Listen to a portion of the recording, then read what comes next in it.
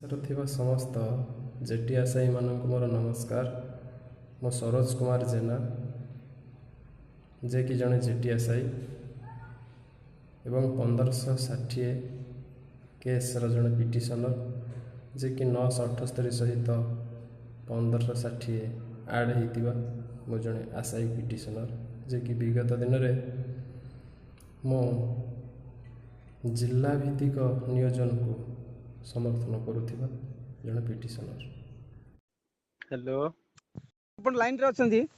आज्ञा ମୋ ସହିତ ଯୋଡ଼ି ହୋଇଛନ୍ତି ମିଷ୍ଟର ସରୋଜ କୁମାର ଜେନା ଜଗତସିଂହପୁରରୁ, ଯିଏକି 978 କେସ୍ ନମ୍ବର ଜଣେ ପିଟିସନର, ଚର୍ଚ୍ଚିତ ଚେହେରା। ଆପଣ ଆଜ୍ଞା ସମସ୍ତେ ଜାଣିଛନ୍ତି ଆମର ମୁଖ୍ୟ ପିଟିସନର ଥିଲେ, ଆମର ତାଙ୍କର ନାଁ କ'ଣ ଥିଲା କି ସରୋଜ? मुख्य पिटिशनर थिले चिंतामणि भूया। चिंतामणि भूया भर्सेस गवर्नमेंट ऑफ ओडिशा। सेही चिंतामणि आज्ञा भूया लिस्ट रे थिले सरोज कुमार जेना। सरोज के पाखरु वर्तमान आमे जानिबा जे केस रो स्थिति कोन एबे, जेहेतु से वर्तमान सहित भी जने पक्ष अछंती आ वकील सहित तांकर विचार विमर्श चली, जेहेतु जने वकील हायर करथिले तांकर पक्ष रे, आ गवर्नमेंट ऑफ ओडिशा भर्सेस पक्ष रे थिले अटॉर्नी जनरल थिले, हमर आज्ञा एडवोकेट जनरल थिले। आ आज्ञा वर्तमान सरोज मु जानिबी आपनक पाखरु हमर अनेक व्यूअर्स जानिबा पे चाहुछंती जे बारंबार हमर कमेंट सेक्शन रे प्रश्न पचारुछंती जे सरकार चलित सरकार वर्तमान सरकार गठन हेबा पे जाउछि, 12 तारिख दिन से माने शपथ पत्र नेबे। गोटे माहल मांडा गोटे चर्चित प्रसंग थिला से समय रे, बारंबार सही कंट्रोवर्सी भितर थिला जूनियर टीचर कनिष्ठ शिक्षक नियुक्ति प्रक्रिया, बारंबार रिजल्ट कथा ठीक उठौथिले, बारंबार आज्ञा मेरिट कथा उठौथिले, रिजर्वेशन आज्ञा बैलेंस कथा उठौथिले। वर्तमान आज्ञा आपनकर मत कोन रहइबो एठी? देखंतु मोर प्रथम मत रहिबो, समस्त गोटे आशंका अछंती जे सरकार परिवर्तन हेले हम जूनियर टीचर स्कीमेटिक ऊपर किछि इफेक्ट पड़िबो कि? आज्ञा आपण माने मनरु लिभेई दियंतु, जूनियर टीचर स्कीमेटिक ऊपर कोनोसी भी इंपैक्ट पड़िबो नाही। कहीं ना जूनियर टीचर केस हमर ऑलरेडी डिवीजन बेंच माननीय हाई कोर्ट पाखरे पेंडिंग अछि राय, जेहेतु सिंगल बेंच रे हमें राय सरीछि, डिवीजन बेंच को अपेक्षा अछि। सरकार परिवर्तन हेले स्कीमेटिक ऊपर कोनोसी भी इफेक्ट पड़िबो नाही। सरकार तांगर शपथ नेले 12 तारिख रे, तार 10-12 दिन भितरे, कम से कम एई मास भितरे, एई मंथ रो एंड भितरे वर्डिक्ट आसीबार 100% आशा अछि। ए जून मास भितर, चलित मास भितर। आज्ञा आज्ञा एई जून मास एंड आडको आसीजिवो। आ द्वितीय कथा होछि, आपण जो मते कथा प्रसंग रे कहले जे माहल मांडा कथा, वर्तमान रो जो सरकार गठन हो से भी शिक्षा मंत्री, केंद्र शिक्षा मंत्री थिले, से भी जानिछंती ए विषय भी ट्विटर वार हेइतिला। हमर प्रणव प्रकाश दास, जहा को हम बबी दास कहूचे, ता सहित हम धर्मेंद्र प्रधान सर, दुई जन के भीतर हेइतिला। तेणुकर सेमाने तांकर उत्तर रखिथिले जे माहल मांडा पाई जेहेतु ऑनलाइन रे गोटे एप्लिकेशन पड़ुथिला, डेमो हिसाब रे ऑनलाइन रो रिसीव नै जाउतला, मात्र आमे परीक्षा हॉल रे फिंगरप्रिंट माध्यम रे एस्पिरेंट को एंट्री करूथिलु। ठीक अछि, आपण एइटा करूछंती, किंतु आउ गुटी जो शासक दल थिला पूर्वरु, से माने कोन करथिले, जो लिस्ट डा बाहर करथिले जूनियर टीचर स्कीमेटिक रो, एथिरे जणे कैंडिडेट दुई थर सिलेक्शन हेइचंती। एटा हेइचंती, ए कथा समस्त जानिछंती, ओडिसावासी सिलेक्ट पिला भी जानिछंती, नॉन सिलेक्ट पिला भी जानिछंती। आज्ञा सेकेंड कथा, केउ कैटेगरी केते कट ऑफ गला एटा सार्वजनीन हेइनी। यूआर, एससीबीसी, एसटी, हैंडिकैप्ड पिला कि आर्ट्स पिला, आर्ट्स कट ऑफ केते गला, साइंस कट ऑफ केते गला पेपर 1 ए विषय केही भी जानि नांती। आगो जिनस पत्रे भी सरोज बाबू जे हमर रिजर्वेशन वायलेंस कथा, जो रिजर्वेशन कथा छाडंतु, हमर रिजर्वेशन वायलेंस हेछि बोली किछि माध्यम रे किछि आछि। शुणंतु, रिजर्वेशन वायलेंस हेछि कि हेइनी, ए तो मोटा मोटी ऊपर मेल कि फीमेल हमकु जणै नांती। से माने कोन करिसंती, खाली रोल नंबर को छाड़ी करी जाइतिले। मने कर मो रोल नंबर होछि 978 साइड रे सरोज कुमार जेना, स्ट्रीम साइंस, पेपर 2, एमती जदि हमें जानि थांतु कि एससीबीसी कास्ट मेल, एमती जानि थिला हमें जानि थांते सेठी प्रकृति रिजर्वेशन वायलेंस हेछि कि नै। ए सब जिनिस ठारू हमकु बहुत दूर रे रखा जाइछि।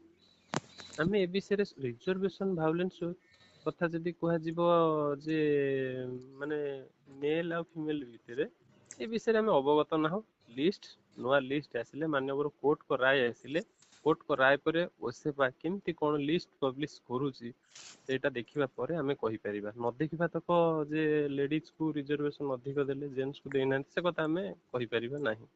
ମେନ୍ କଥା ତ ଆମକୁ କୌଣସି କ୍ୟାଟାଗୋରୀର ମାର୍କ ବା କେତେ ମାର୍କ ରଖିଲେ ଜଣେ ପିଲା ଚାକିରି ପାଉଛି, ଯେ ମୋର ଏତିକି ମାର୍କ କମିଲା ମୁଁ ଚାକିରି ପାଇଲିନି, ଏ ବିଷୟରେ କାହାକୁ ବି ଜଣାଗଲା ନାହିଁ। ରିଜର୍ଭେସନ SC ST ଭଲ ମନ୍ଦ ଏସବୁ ବି କିଛି ଜଣାଗଲା ନାହିଁ। କିଏ ଲେଡିଜ କିଏ ଜେଣ୍ଟସ ଏ ବିଷୟରେ କିଛି ଜଣାଗଲା ନାହିଁ। ଖାଲି ରୋଲ ନମ୍ବର ଟାକୁ ଥୋଇଦେଲେ। ଆଜ୍ଞା ଏଇଟା ହିଁ ସବୁଠାରୁ ଶାସକ ଦଳର ଏଇଟା ହିଁ ସବୁଠାରୁ ସିଲେକ୍ଟ ପିଲା ହୁଅନ୍ତୁ କି ନନ୍ ସିଲେକ୍ଟ ପିଲା ହୁଅନ୍ତୁ ସମସ୍ତଙ୍କୁ ଗୋଟେ ଦ୍ୱନ୍ଦ୍ୱ ଭିତରେ ରଖିକି ଗଲେ, ଯୋଉଟା କି ଏଇଟା ଆଜ୍ଞା ତାଙ୍କର ପରିବାର ନଥିଲା। ଆଜ୍ଞା ସୁରଜ ବାବୁ, ଆଉ ଗୋଟେ ଜିନିଷ ଯେ ଆପଣ କହୁଛନ୍ତି ଯେ ରେଜଲ୍ଟ ଆପଣ ମାନଙ୍କୁ ଜଣା ହେଇନି, ନା ଜଣା ଆପଣଙ୍କୁ କେମିତି କୋଉ ହେଲା କ୍ୟାଟେଗୋରୀରେ କେତେ ପିଲା ସିଲେକ୍ସନ ହେଲେ ସେଇ ଜିନିଷ ବି ଆପଣଙ୍କୁ ଜଣା ନାହିଁ। ନା। ଆଉ ଆପଣ କହୁଛନ୍ତି ମାନେ ଆମର ଫିମେଲ ମାନଙ୍କର ଯୋଉ 33% ରିଜର୍ଭେସନ ଥାଏ, ଆଜ୍ଞା ମେଲ ର ସେମିତି ସିଷ୍ଟମେଟିକ ୱେରେ ଅଛି, ସେ ଜିନିଷ ବି ଆପଣ ମାନଙ୍କୁ ସବୁ ନା ଜିନିଷ ଗୁପ୍ତ କିଏ ଆକାରରେ କିଏ ଦେଖାଯାଏ। ମେଲ କିଏ ଫିମେଲ ବା ସେମିତି କିଛି ଲେଖା ନାହିଁ। ତ ଏଇ ଆପଣଙ୍କର ଯୋଉ କହିଲେ ଯୋଉ ଷ୍ଟେଟମେଣ୍ଟ ଦେଲେ ଆମକୁ, ଆମର ଆଜ୍ଞା ଚ୍ୟାନେଲ ମାଧ୍ୟମରେ ଆମର ଚଳିତ ବିଜେପି ସରକାରଙ୍କୁ ମଧ୍ୟ ଅନୁରୋଧ କରିବି, ଯୋଉମାନେ ଆମର ଚ୍ୟାନେଲକୁ ଦେଖୁଛନ୍ତି ସେଇ ଆମର ଅଧିକାରୀ ମାନଙ୍କୁ ମଧ୍ୟ ନିବେଦନ କରିବି, ଏଇ ଆଶାୟୀ ମାନଙ୍କର ଦେଖନ୍ତୁ କେମିତି ଏମାନେ ଅନ୍ଧାରରେ ଅଛନ୍ତି। ଯୋଉ ସରକାର 25 ବର୍ଷ ହେଲା ଶାସନ କରୁଥିଲା, ସେ ଗୋଟେ ନିଯୁକ୍ତି ପ୍ରକ୍ରିୟା ନିର୍ବାଚନୀ ଭୟରେ ନିର୍ବାଚନୀ ଡଙ୍ଗା ପାର ହେବା ଉଦ୍ଦେଶ୍ୟରେ 20,000 ପ୍ରକାଶ କଲେ। ଆଉ ହଁ, ଆଉ ଗୋଟେ ଜିନିଷ ମୁଁ ଭୁଲି ଯାଇଥିଲି ଯେ ସେ କେତେ ଖଣ୍ଡେ ପୋଷ୍ଟ ଭ୍ୟାକେନ୍ସି ରହୁଛି ଏଠି 20,000। ଆଜ୍ଞା ଦେଖନ୍ତୁ, ଇଏ ସରକାର ଖାଲି ଜୁନିୟର ଟିଚର ସ୍କିମାଟିକ ନୁହଁ, ଜୁନିୟର ଟିଚର ସ୍କିମାଟିକ ନୁହଁ, ଆପଣ RST କଥା ଦେଖନ୍ତୁ କିମ୍ବା ତା ପୂର୍ବରୁ ଇନିସିଆଲ ଆପୋଣ୍ଟିସ ଟିଚର କଥା ଦେଖନ୍ତୁ, ସେ ଦେଖାଏ ଟଙ୍କାଟା କିନ୍ତୁ ଦିଏ ଆକ୍ଚୁଆଲି 50 ପଇସା। କହିବାର ମତଲବ ଯେ ସେ ପୋଷ୍ଟ ବାହାର କରେ 11,000 କିନ୍ତୁ ପୋଷ୍ଟିଂ ଦିଏ 6,000। ସେ ରିଜଲ୍ୟୁସନ ଟାକୁ ଏମିତି ଭାବେ ଲେଖନ୍ତି ଯେମିତିକି ସବୁ ବ୍ୟାକଲଗ ରହିବ। ସେଇ ପୁନର୍ବାର ରିପିଟ କରିଛନ୍ତି ଜୁନିୟର ଟିଚର ସ୍କିମାଟିକ। ଦୀର୍ଘ 7 ବର୍ଷ ଆମେ ସିଟି କରି ଅପେକ୍ଷା କରିବା ପରେ ବି ଆଜ୍ଞା ଆମର ଲକ୍ଷ ଲକ୍ଷ ସିଟି ପିଲା ବେକାର ହେଇଥିବା ବେଳେ ସେ ସମୁଦ୍ରକୁ ସଂଖ୍ୟା ବାହାର କରିବା ଭଳିଆ 20,000 ତ ବାହାର କଲେ। ତା ଆଜ୍ଞା ଭିତରେ ଗୋଟେ ପିଲାକୁ 2 ଥର ରଖିଲେ, ଯାହା ଫଳରେ କି ବ୍ୟାକଲଗ ରଖିବାର ତାଙ୍କର ଥିଲା ଏଇଟା ପ୍ରି ପ୍ଲାନ ଯୋଜନା, ଯେ କି ଆମର 10 ରୁ 12,000 ପୋଷ୍ଟିଂ ପାଇବେ, ଆହୁରି 8,000 ବ୍ୟାକଲଗ ରହିବ। କିନ୍ତୁ ଯେହେତୁ ସରକାର ପରିବର୍ତ୍ତନ ହେଇଛନ୍ତି, ଆମେ ସରକାରଙ୍କ ପାଖରେ ଦାବି ରଖିବା ପାଇଁ ବି ଚେଷ୍ଟା ବି କରିବୁ। ମୁଁ ବି ଆପଣଙ୍କ ଚ୍ୟାନେଲ ମାଧ୍ୟମରେ କହୁଛି, ଯେଉଁମାନେ ସିଟି ଆସ୍ପିରାଣ୍ଟ ଅଛନ୍ତି ବା ଜୁନିୟର ଟିଚର ସ୍କିମାଟିକରେ ଆଜ୍ଞା ଜବ୍ କରିବା ପାଇଁ ଚାହୁଁଛନ୍ତି, ସେମାନେ ସମସ୍ତେ ମାନ୍ୟବର ଶିକ୍ଷାମନ୍ତ୍ରୀ ପାଖରେ ମେମୋରାଣ୍ଡମ ଦିଅନ୍ତୁ ଯେ ସାର୍ 20,000 20K ଫିଲ୍ଅପ୍ କରାଯାଉ ଆଉ ଅଲ୍ ଡିଭି କରାଯାଉ।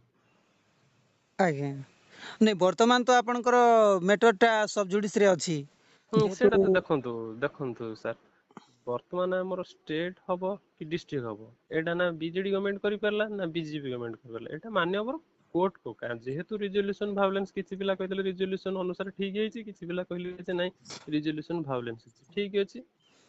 ଆଜ୍ଞା ରିଜଲ୍ୟୁସନ ଭାଉଲେନ୍ସ କଥାଟା ତ ମାନ୍ୟବର କୋର୍ଟଙ୍କ ପାଖରେ ଅଛି, ସେ ଯାହା ରାୟ ଦେବେ ସେଇ ଅନୁସାରେ କାର୍ଯ୍ୟକ୍ରମ ହବ। କିନ୍ତୁ ଆମର ଗୋଟେ ଦାବି ରହିବ ଯେ 20K ଫିଲ୍ଅପ୍ କରାଯାଉ। ଏଥିରେ ବହୁତ କିଛି ଫେକ୍ ପିଲା ବି ଅଛନ୍ତି, ଯୋଉମାନଙ୍କର +3 45% ବିଲୋ ଅଛି, ଆଜ୍ଞା ଯୋଉମାନଙ୍କର କି OTET ପାସ୍ କରିନାହାନ୍ତି, ସେମାନେ ଆପ୍ଲାଏ କରିଛନ୍ତି, ଯାହାଫଳରେ ଭଲ ମାର୍କ ରଖିଥିବା ସତ୍ତ୍ୱେ ସେମାନଙ୍କ ରୋଲ ନମ୍ବର ବି ରହିଯାଇଛି।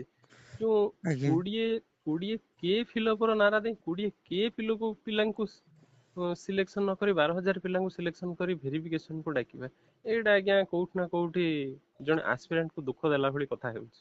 ଆମେ ଚାହୁଁଛୁ 20K ଫିଲ୍ଅପ୍ ହଉ, ଅଲ୍ ଡିଭି କରାଯାଉ। ଆଜ୍ଞା ଆଚ୍ଛା ସରୋଜ, ଯୋଉମାନେ ଯୋଉ ଆଶାୟୀ ମାନେ କନିଷ୍ଠ ଶିକ୍ଷକ ଆଶାୟୀ ମାନେ ବର୍ତ୍ତମାନ ଆଶା ଆଶଙ୍କାରେ ଅଛନ୍ତି ଯେ କେବେ ଆମର ଭର୍ଡିକ୍ଟଟା କେବେ ଆସିପାରେ, ଯେହେତୁ ଆଜ୍ଞା ଆମେ ଏବେ ବି ଦେଖୁଥିଲୁ ଯେ ଦୁଇ ପକ୍ଷରେ ଯେତେବେଳେ ହାୟରିଂ ଚାଲୁଥିଲା କୋର୍ଟରେ, ସେତେବେଳେ ଆଜ୍ଞା ମାନ୍ୟବର ମୁଖ୍ୟ ବିଚାରପତି କହିଥିଲେ ଯେ ଆମେ ୱିଥିନ୍ 15 ଡେଜ୍ ଭିତରେ 2 ୱିକ୍ ଭିତରେ ଆମେ ବାହାର କରିଦେବୁ ବୋଲି। କିନ୍ତୁ ଆପଣ ଜଣେ ପକ୍ଷ ହୁଁ ଅଛନ୍ତି, ଯେହେତୁ ଗଭର୍ଣ୍ଣମେଣ୍ଟ ଅଫ ଓଡ଼ିଶା ଏଗେନ୍ଷ୍ଟରେ ଅଛନ୍ତି ଆପଣ, ତ ଆପଣଙ୍କର ଆଜ୍ଞା ଓକିଲଙ୍କର ବିଚାର ବିମର୍ଶ ଅନୁସାରେ ଆପଣଙ୍କର ଓକିଲଙ୍କର ଆଜ୍ଞା ପ୍ରତିକ୍ରିୟା କଣ ରହୁଛି ଏ ଉପରେ, ଭର୍ଡିକ୍ଟ ଉପରେ କଣ ଆମ ରହୁଛି, ସେ କେବେ ଆସିପାରେ, ଭର୍ଡିକ୍ଟ ଫଳାଫଳ କଣ ଉପରେ ହେଇପାରେ? ଯଦି ଆମ ଆଡଭୋକେଟ ବା ଲୟରଙ୍କ ପ୍ରତିକ୍ରିୟା କଥା କହିବି, ମାନ୍ୟବର ହାଇକୋର୍ଟ ବା କୌଣସି ପ୍ରିଣ୍ଟ ମିଡିଆ ମାଧ୍ୟମରେ ଆମେ ସମସ୍ତେ ଅବଗତ ଥିଲେ ଯେ ମ୍ୟାକ୍ସିମମ୍ 2 ୱିକ୍ କିମ୍ବା 3 ୱିକ୍ସରେ ଆସିବ। କିନ୍ତୁ ଆଜ୍ଞା ଆମର ଚଳିତ ଇଲେକ୍ସନ ଚାଲିଲା, କୋଡ୍ ଅଫ୍ କଣ୍ଡକ୍ଟ ତା ସହିତ ଆମର ଗ୍ରୀଷ୍ମକାଳୀନ ଛୁଟି ବି ରହିଗଲା। କିନ୍ତୁ ଆମକୁ ଯାହା ଆଡଭୋକେଟ ଆଶା ଦେଇଛନ୍ତି ଯେ ଜୁନ ମାସ ଏଣ୍ଡ କୁ ହିଁ ବାହାରିବ ମାନେ ଭର୍ଡିକ୍ଟ ଆସିବ। ଆଜ୍ଞା କିନ୍ତୁ ଓସେପା ତାର ଯେହେତୁ ଶିକ୍ଷା ମନ୍ତ୍ରୀ ପରିବର୍ତ୍ତନ ହେଇଛନ୍ତି, ସବୁ କିଛି ପରିବର୍ତ୍ତନ, ତେଣୁକରି ପ୍ରୋସେସିଂ ଟା ରହିଲା ସରକାରଙ୍କ ହାତରେ। ସେମାନେ ତାଙ୍କର ପ୍ରୋସେସିଂ କରିବେ। କିନ୍ତୁ ପ୍ରୋସେସିଂ କଥାଟା ମୁଁ କହିପାରିବିନି, କିନ୍ତୁ ଭର୍ଡିକ୍ଟ ଆସିବାର ଚାନ୍ସ ଅଛି ଆମର ଏଇ ଯୋଉ ଚଳିତ ମାସର ଶେଷ ସପ୍ତାହ ଆଡକୁ। ଦେଖାଯାଉ। ଆଜ୍ଞା ମୋର ତୃତୀୟ ପ୍ରଶ୍ନ ସରୋଜ, ଯେ ଯେଉଁମାନେ ଆଜି ଭାବୁଛନ୍ତି, ଯେଉଁ ଆଶାୟୀ ମାନେ କମେଣ୍ଟ ସେକ୍ସନରେ କମେଣ୍ଟ କରୁଛନ୍ତି ଯେ ନୂତନ ସରକାର ହେଲା ବୋଲି ଆମର ଆଜ୍ଞା ରିକ୍ରୁଟମେଣ୍ଟ କ୍ୟାନସେଲ ହେଇଯିବ ବୋଲି ଭାବୁଛନ୍ତି, କିନ୍ତୁ ମୁଁ ସେମାନଙ୍କୁ କ'ଣ କହିବେ? ମୁଁ ଆଜ୍ଞା ଆପଣଙ୍କ ଚ୍ୟାନେଲ ମାଧ୍ୟମରେ ସମସ୍ତ ଆସ୍ପିରାଣ୍ଟ ମାନଙ୍କୁ ଆଉ ଗୋଟେ କଥା କହିବାକୁ ଚାହୁଁଛି, ଆପଣ ମାନେ କୌଣସି ଉଡା କଥାରେ ବିଶ୍ୱାସ କରନ୍ତୁ ନାହିଁ। କ୍ୟାନସେଲ ହବାର କୌଣସି ବି ସୂଚନା ନାହିଁ। ଆଜ୍ଞା ଗୋଟେ ପୋଷ୍ଟ କ୍ୟାନସେଲ କେମିତି ହୁଏ? ଆପଣ ସେ ପୋଷ୍ଟରେ କୌଣସି ସ୍କାମ କି କୌଣସି ଭଲ ମନ୍ଦ ଯଦି ମାନ୍ୟବର କୋର୍ଟ ପାଖରେ ସେଟା ପ୍ରୁଭ କରିପାରିବେ, ତାହେଲେ ସେ ରିକ୍ରୁଟମେଣ୍ଟ କ୍ୟାନସେଲ ହୁଏ। ଏପର୍ଯ୍ୟନ୍ତ ସେମିତି ଜେଟିଏସସି ସ୍କିମ ର ଦୁର୍ନୀତି ଉପରେ କୌଣସି ପ୍ରୁଫ ଆସିନାହିଁ। କୌଣସି ଦୁର୍ନୀତି ହୋଇଛି ବୋଲି ତା ଉପରେ କୌଣସି କେସ୍ ବି ହେଇ ନାହିଁ। ଆଜ୍ଞା ତେଣୁକରି କ୍ୟାନସେଲ ହବାର କୌଣସି ପ୍ରଶ୍ନ ଉଠୁନି।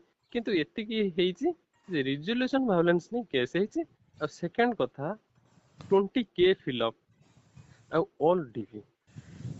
ଆଜ୍ଞା ଆଉ ଗୋଟେ କଥା, ଯୋଉ ଆମର କଟଅଫ, କୋଉ କ୍ୟାଟାଗୋରୀ କେତେ କଟଅଫ ଗଲା, ତା ସହିତ ମେଲ ପର୍ସନ କେତେ ଜବ ପାଇଲେ, ଫିମେଲ ପର୍ସନ ତାଙ୍କ ରିଜର୍ଭେସନ ଅନୁସାରେ କେତେ ଜବ ପାଇଲେ, ଆଉ ସିଟ୍ ୱାଇଜ ନର୍ମାଲାଇଜେସନ କେତେ ଇଫେକ୍ଟ ପଡିଲା କୋଉ ସିଟ୍ ଆଜ୍ଞା ଉପରେ, এইটা ହିଁ ସାର୍ବଜନୀନ କରାଯାଉ, ଯାଇକି ଓଡିଶାରେ ଥିବା ସମସ୍ତ ଆସ୍ପିରାଣ୍ଟ ମାନେ ନିଜେ ନିଜେ ମାର୍କ ଜାଣିପାରିବେ ଯେ ନର୍ମାଲାଇଜେସନ ଏତିକି ଇଫେକ୍ଟ ପଡିଲା, କି ମୋର ଏତିକି ମାର୍କ ରଖିଲା ଏଇ କ୍ୟାଟାଗୋରୀରୁ, ଆଉ 10 ମାର୍କ ରଖିଥିଲେ ହୁଏତ ମୋର ଚାକିରି ହେଇଯାଇଥାନ୍ତା। ଏଇଟା ଆମର ଯେମିତି ସମସ୍ତେ ଜାଣିପାରିବେ। ଆମର ଏଇ ଚଳିତ 20,000 କନିଷ୍ଠ ଶିକ୍ଷକ ପଦବୀରେ କେତେ ହଜାର ପ୍ରାର୍ଥୀ ଆବେଦନ କରିଥିଲେ? ଆପଣଙ୍କ ପାଖରେ ସୂଚନା ଅଛି? ମୋ ପାଖରେ ତ ସୂଚନା ନାହିଁ। ଆଇ ଥିଙ୍କ 90,000 ଭଳି ଆସ୍ପିରାଣ୍ଟ ଥିଲେ, କିନ୍ତୁ ପରୀକ୍ଷା ଦେଇଛନ୍ତି ସମଥିଙ୍ଗ 70,000 ଭଳି। 70,000। ମୁଁ ଯାହା ଅନୁମାନ କଲି, ଯୋଉ ଆମର ଶାସକ ଦଳ ଥିଲେ ବିଜେଡି ସରକାର, ଯୋଉମାନେ ଏବେ ଆଜ୍ଞା ବର୍ତ୍ତମାନ ବିଶ୍ଳେଷଣ କରୁଛନ୍ତି ଆମେ ହାରିବାର କାରଣ କ'ଣ, ମୁଁ ଯାହା ଆଜ୍ଞା ଅବଜରଭେସନ କଲି ଆପଣଙ୍କର ସ୍ପିଚ୍ ଅନୁସାରେ, ଯେ ବିଜେଡି ଆଜ୍ଞା ସରକାରଙ୍କୁ ଗୋଟେ ଜିନିଷ କହିବି, ଯୋଉମାନେ ଆଜି ବିଶ୍ଳେଷଣ କରୁଛନ୍ତି ପରାଜୟର କାରଣ କ'ଣ, ମୋର ଯାହା ଅବଜରଭେସନ, ବୋଧେ ଏଇ 70,000 ପିଲାଙ୍କର ପରିବାର, ବନ୍ଧୁବର୍ଗ, ସାଙ୍ଗସାଥି ସମସ୍ତେ ମିଶି এই ସରକାରକୁ ବରଖାସ୍ତ କରିବାରେ ଏମାନଙ୍କର 100% ଭୂମିକା ଥାଇପାରେ ବୋଲି ମୋର ଅନୁମାନ। ଏଟା ବି ଗୋଟେ କାରଣ ଆଜ୍ଞା ହେଇପାରେ, ବିଜେଡିର କାରଣ ହେଇପାରେ। ଆଉ ନିଶ୍ଚିନ୍ତ। ସରୋଜ ବାବୁ, ଆପଣଙ୍କର ବହୁମୂଲ୍ୟ ସମୟ ଦେଇ ଆମର ଏଇ କାର୍ଯ୍ୟକ୍ରମଟିକୁ ସଫଳ କରିଥିବାରୁ ଆପଣଙ୍କୁ ଅନେକ ଅନେକ ଧନ୍ୟବାଦ।